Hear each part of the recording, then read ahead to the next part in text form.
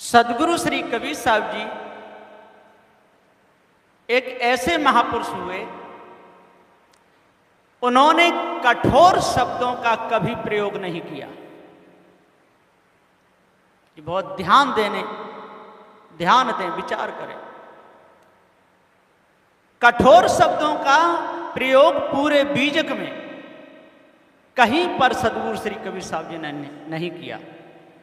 और कल भी मैंने कहा था कि सदगुरु श्री कबीर साहब ने किसी का खंडन भी नहीं किया। सदगुरु श्री कबीर साहब ने सबकी इज्जत रखी। सदगुरु श्री कबीर साहब जैसे महापुरुष इस अनादिकाल के जगत में नहीं हुए। किसी न किसी पक्ष को लिए, जैसे 6 शास्त्रों में ज्ञानी कपिल को बताया गया है, और कोई कहते हैं कि कपिल ने भी जड़ चेतन का निर्णय किया और जीव को सत्य बताया। अब उसको देखना भागवत में कि उनको भी परमात्मा का अवतार कहा गया है,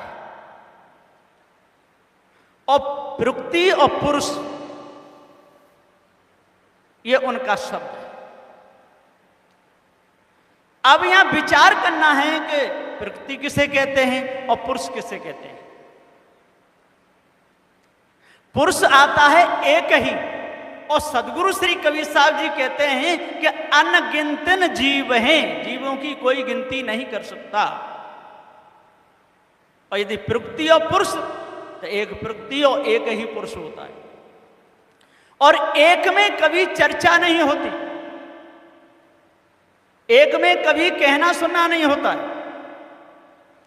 एक में कभी निर्णय नहीं होता। ब्रह्म को भी एक ही कहा गया है, एक ब्रह्म द्वितीयो नास्ति। व्यापक बताया गया। व्यापक में दूसरे के लिए जगह नहीं होती। अब ये कितने कठोर शब्दों का प्रयोग किया गया है कि परमात्मा व्यापक है, ये कठोर शब्द है। और चर्चा भी कर रहा है, कह भी रहा है कि परमात्मा व्यापक है, तो द्वैत सिद्ध हो गया। ब्रह्म को व्यापक कहते ही द्वैत सिद्ध हो जाता है, एक नहीं। ये कठोर शब्द हुआ कि नहीं। और ये भी कहा जो मनुष्य के द्वारा की हुई कारीगरी, कारीगर स्वयं कारीगरी कर रहा है और अष्ट धातुओं की मूर्ति बना रहा है, और कहते हैं कि इसमें प्राण प्रतिष्ठा करके ये मूर्तियां पूजने योग्य हो जाती हैं। अब बताइए कठोर शब्दों का प्रयोग है कि नहीं। और सदगुरु श्री कबीर साहब जी नम्र शब्द बोले, सत्य शब्द बोले, धर्मयुक्त। उन्होंने कहा भैया ये आपकी कारीगरी है, कारीगरी आपने की है, इसमें कभी प्राण नहीं आ सकते, इसलिए जिंदा मूर्तियों की पूजा करो। घर में रहो तो माता पिता की पूजा करो, संत गुरुजनों की पूजा करो। अब विचार कीजिए कि कठोर शब्द कौन से हैं। इसलिए इन शब्दों का कभी प्रयोग नहीं करना चाहिए कि कठोर शब्द कबीर साहब ने बोले। कबीर साहब सबका खंडन करते हैं, सदगुरु श्री कबीर साहब ने किसी का खंडन नहीं किया। साहब ने जैसे की तैसी वाणी बताई, निर्णय कर दिया, आर पार का निर्णय।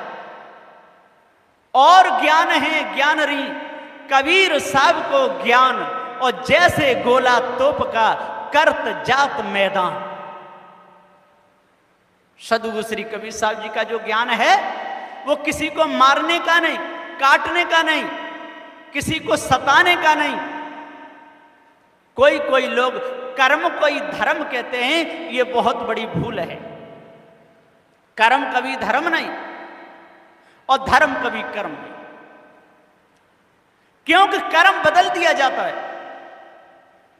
यदि कोई सब्जी का धंधा करता हो और उसमें घाटा पड़े तो उसको बदल करके फलों का व्यापारी बन सकता है। फलों में घाटा बन जाए, कपड़े का व्यापारी बन सकता है, कर्म बदल दिया जाता है। कोई मछुआरा है, मछली मारता है, यदि उसको ज्ञान हो जाए तो उस कर्म को छोड़ सकता है। कसाई है, कसाईपन को छोड़ सकता है।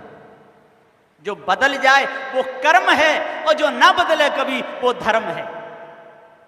तो जीव का जो ज्ञान है वो समवाय संबंध है। ज्ञान कभी बदलता नहीं, इसलिए जीव का जो धर्म है वो ज्ञान है।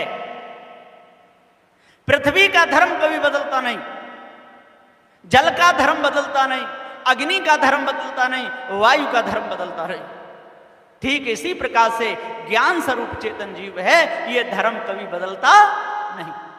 और जो बदल जाए वो कर्म, और ना बदले वो धर्म। धर्म दो प्रकार के, एक ज्ञान स्वरूप चेतन जीव, और पृथ्वी जलवायु अग्नि का जो धर्म है वो जड़ है। उस जड़ धर्म को भी चेतन जीव जानता है। जो अपने आप को जाने और पृथ्वी जलवायु अग्नि के धर्म को जो जाने वो है पारखी, वो पार हो सकता है। जो जड़ में जितना हमने अपना चित्त लगाया, जितने मेहनत की, जितना प्रयास किया, इतना यदि विकारों को त्यागने में, अहंकार को त्यागने में, मर्यादा का पालन करने में लगा दें तो झंझट है ही नहीं। जब सोने की सीता बनवाई थी राम ने और असली सीता छोड़ दी जंगल में, सबने कहा आपकी यज्ञ पूर्ण नहीं होगी, तो राम ने सोने की सीता बनाई और जंगल में जाकर के उस सीता का नाम क्या हो गया था, उसको वनमाता भी कहते थे। वहां पर रहती थी जंगल में, वाल्मीकि जी के पास में। जब लवकुश पैदा हो गए, बड़े हो गए, राम की कथा वाल्मीकि जी ने लवकुश को सिखाई, और वही लवकुश जब अयोध्या में पहुंचे और सोने की सीता जब देखी तो राम से बोले, हे राम, उन्हें पता ही नहीं था कि ये हमारे पिता हैं, ये सोने की सीता आपने क्यों बनवाई है? तो वहां पर वो कहते हैं कि मर्यादा पुरुषोत्तम तुमने, मर्यादा पुरुषोत्तम तुमने मर्यादा क्यों तोड़ दी, नकली सीता के फेर में असली सीता क्यों छोड़ दी है राम? इसका जवाब दो। राम इसका कोई भी जवाब नहीं दे पाए, क्योंकि मर्यादा तोड़ करके बैठे थे। तो सदगुरु श्री कबीर साहब जी पुकार कर कहते हैं कि भैया, कर्म को कभी धर्म नहीं समझ लेना। कर्म डुबाता है, कर्म डिगाता है, कर्म निज पद से हटाता है, और कर्म से ही देखे सुने भोगे के संस्कार अंदर टिकते हैं और जीव अधोगति के लिए चला जाता है। और जिस समय यह जीव अपने स्वरूप को जान लेता है, अपने ज्ञान गुण को जान लेता है, जड़ चेतन के भेद को जब जान लेता है, फिर चक्कर में नहीं फंसता। लेकिन इस संसार में देखा जाता है कि कर्म को ही धर्म कहते हैं। कर्म को धर्म कहना वहीं भूल पड़ जाती है, वहां मर्यादा नहीं रहती। क्यों कि मां की मर्यादा अलग होती है, पिता की मर्यादा अलग होती है, भाई की मर्यादा अलग होती है, पत्नी की मर्यादा अलग होती है। सबकी मर्यादाएं अलग अलग हैं। जिस दृष्टि से हम अपने पिता को देखते हैं उससे भाई को नहीं देख सकते, जिस दृष्टि से अपनी पत्नी को देखते हैं अपनी मां को नहीं देख सकते। ठीक इसी प्रकार से जिस दृष्टि से हमारा जो चरित्र उज्जवल होता है, उस दृष्टि पर हम जब आ जाते हैं तो हमको पार ज्ञान हो जाता है, हमारा हृदय निर्मल हो जाता है। सदगुरु ने ज्ञान कराया, भागा भागा जा रहा लोक वेद के साथ, आगे से सदगुरु मिले दीपक ले के हाथ।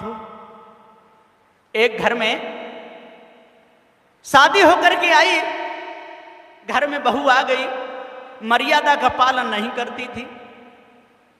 सास कहे बहू झाड़ू लगा लो, तो वो कहती मेरे पेट में दर्द हो रहा है। सास कहती है बेटा बर्तन मांज लो, कि हाथ में दर्द हो रहा है। तो उससे सास कहती थी हमारी बहू को अकल नहीं है, दया नहीं है, धर्म नहीं है, कुछ नहीं जानती, कैसी है। बड़ी परेशान हो गई। ससुर भी कहने लगे। एक दिन उसको 100 रुपए मिल गए बहू को, तो वो बाजार जाती है और बाजार में बनियाओं की दुकान पे खोजती है कि 2 रुपए की बुद्धि दे दो, 5 रुपए की दया दे दो, धर्म दे दो, मर्यादा दे दो। बनिया बोले कहां से आएगी बेढंगी, भाग यहां से। जी कोई बनियाओं की दुकान की चीज है, हल्दी मांगती, नमक मांगती, तेल मांगती तो मिल जाए। और लौट के आई। रास्ता में एक संत जी मिले। संत जी बोले बेटी क्या बात है, कैसी उदास है? कि गुरुजी क्या करूं, मेरी सास कहती हैं कि तेरे को अकल नहीं है, तेरे में दया नहीं है, तेरे में धर्म नहीं है, विवेक नहीं है, विचार नहीं है। मैं बाजार में खरीदने के लिए गई तो बनियाओं ने और उल्टा सीधा मेरे से ऐसे शब्द बोले, अब बताए नहीं जाते। महात्मा जी बोले बेटी ये बाजार में मिलने की सौदा नहीं है, तो और कहां? तो वो कहते हैं हेरी काया नगरी में लागी है दुकान, अरे बाजारें दौड़ी काहे को गई। सत्य की शक्कर, दया की मिश्री, प्यार के पेड़ा जान। सो सतो गुणों से बनी जलेबी, हाँ सतो गुणों से बनी जलेबी, ताको करो रे जलपान, अरे बाजारें दौड़ी काहे को गई। महात्मा जी बोली बेटी ये बाजारों में मिलने की सौदा नहीं है। नेम को नमक, धर्म को धनियों, क्षमा को जीरो जान। नेम को नमक, धर्म को धनियों, क्षमा को जीरो जान। सो सम संतोष शील की हल्दी, दारी को राखो मान, अरे बाजारें दौड़ी काहे को गई। हेरी काया नगरी में लागी है दुकान, बाजारें दौड़ी काहे को गई। महात्मा जी बोले बेटी ये बाजार में मिलने की सौदा नहीं है। समता सोटे, मेल की मेथी, लौकर लौंग भंगार। समता सोटे, मेल की मेथी, लौकर लौंग भंगार। सो ज्ञान को थार, विवेक को चना, प्रेम को खायो पान, अरे बाजारें दौड़ी काहे को गई। हेरी काया गढ़ में लागी है दुकान, बाजारें दौड़ी काहे को गई। आगे महात्मा जी कहते हैं कि बेटी ध्यान देना, मोह की मिर्च, लोभ को लेसन, क्रोध तमाकू जान। मोह की मिर्च, लोभ को लेसन, क्रोध तमाकू जान। सो प्याज को कटु पानी कहिए, बदबू करती जुबान, अरे बाजारें दौड़ी काहे को गई। हेरी काया गढ़ में लागी है दुकान, बाजारें दौड़ी काहे को गई। जाने बूझ के सौदा कर ले, भली बुरी सब जान। कोई भी सौदा करनी हो तो जान बूझ करके, जान बूझ के सौदा कर ले, भली बुरी सब जान। सो सदगुरु देव मुक्त के दाता, पारख पद पहचान, अरे बाजारें दौड़ी काहे को गई। हेरी काया नगरी में लागी है दुकान, बाजारें दौड़ी काहे को गई। महात्मा जी बोले बेटी तू सवेरे 4 बजे उठाकर आंगन में झाड़ू लगा दिया कर, सास झाड़ू पकड़े तो उनके हाथ से ले लिया कर, तेरे पति देव आमे लोटा मांझ के पानी पिलाया कर, सास ससुर सबको भोजन करा कर के भोजन किया कर। फिर तेरे से कोई नहीं कहेगा कि इसको अकल नहीं है, इसमें दया नहीं है, धर्म नहीं है, मर्यादा का पालन नहीं करती है, ऐसे फिर कोई नहीं कहेगा। वो अपने घर गई और घर जाके सुबह 4 बजे उठी और झाड़ू लगा रही थी। सास बोली, आज हमारी बहू को क्या हो गया, आज तो 4 बजे ही झाड़ू लगा रही है। फिर सास उठी, बाल्टी लेकर के पानी के लिए जा रही थी, एकदम आगे दौड़ के पहुंची, पैर छुए, कहा सासू जी आप पानी लेने जाओगी तो हमारा क्या होगा, लोग क्या कहेंगे मैं जाती हूं। सास बोली, बहू का दिमाग ही पूरा बदल गया, चक्कर क्या है। भोजन बनाया, सबको भोजन कराया, सबके पीछे भोजन पाया। अब तो सास कहती है हमारी जैसी बहू किसी की नहीं है, बड़ी विवेकमान है, मर्यादा का पालन करती है, अब कौन कहेगा। तो सदगुरु श्री कबीर साहब जी यहाँ पुकार के समझाते हुए कहते हैं कि हे भाई ज्ञानियो, विद्वानो, 4 वेद 6 शास्त्र 18 प्राणों के ज्ञाता हो, जपी तपी सन्यासी। जब तक हम अपने आप को नहीं जानेंगे, पारक सिद्धांत के निर्णय को नहीं जानेंगे, जड़ चेतन के भेद को नहीं जानेंगे, तब तक हमारे हृदय की कालमा किसी भी प्रकार से दूर नहीं हो सकती। इसलिए सत्य अविनाशी चेतन जीव है और जीव ज्ञान स्वरूप है और जीव को कभी ज्ञान कहीं से मिला नहीं है। सदगुरु श्री कबीर साहब जी कहते हैं, शब्द गुरु उपदेश तीनों ते छाड़ो परम निधाना। शब्दों के द्वारा सदगुरु श्री कबीर साहब ने चेतन जीव को बताया, हे चेतन जीव तू अजर अमर अखंड है, तेरे ऊपर कोई ईश ब्रह्म परमात्मा नहीं। कितने अच्छे शब्द बोले, नम्र। अब वो कहते हैं भैया तेरे ऊपर कोई ब्रह्म है, तू उसमें जाकर के लीन होगा, ईश्वर ज्ञान स्वरूप है, उसमें जाकर के तू घुस जाएगा। अब बताइए कितने कठोर शब्द बोले हैं। अब पत्थरों की मूर्तियों की पूजा करा दी, अपने ऊपर कल्पना करके ब्रह्म ईश्वर ठहरा दिया है? पृथ्वी जल वायु अग्नि की पूजा करा दी, सर्वस्व व्यापक ब्रह्म को बता दिया। अब इनसे ज्यादा कठोर शब्द और क्या हो सकते हैं। विचार करना चाहिए।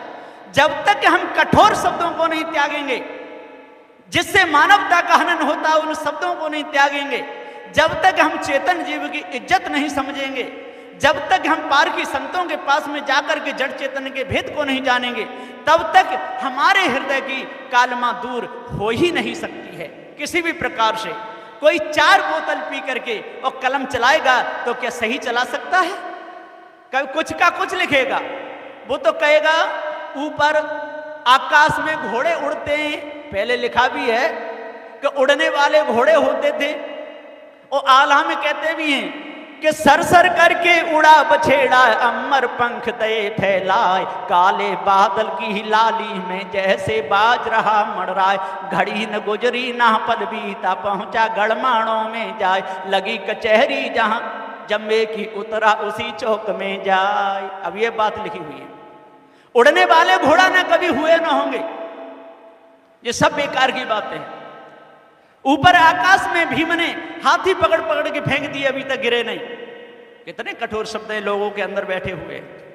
जब तक हमें न किस्सा कहानियों पर विचार नहीं करेंगे, जब तक सत्य मत को नहीं जानेंगे, जब तक संत गुरुजनों की इज्जत नहीं समझेंगे, तब तक हमारे हृदय की कालमा दूर नहीं हो सकती है। इसलिए हम अपने हृदय की कालमा को दूर करें, विवेक से काम लें, अष्ट महासदों को धारण करें और 10 दोषों पर विजय प्राप्त करें, पार की संतों का सम्मान करें।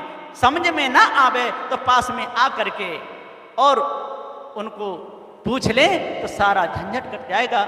आगे ना बढ़ाते हुए यहीं पर मैं अपनी वाणी को विराम देता हूँ।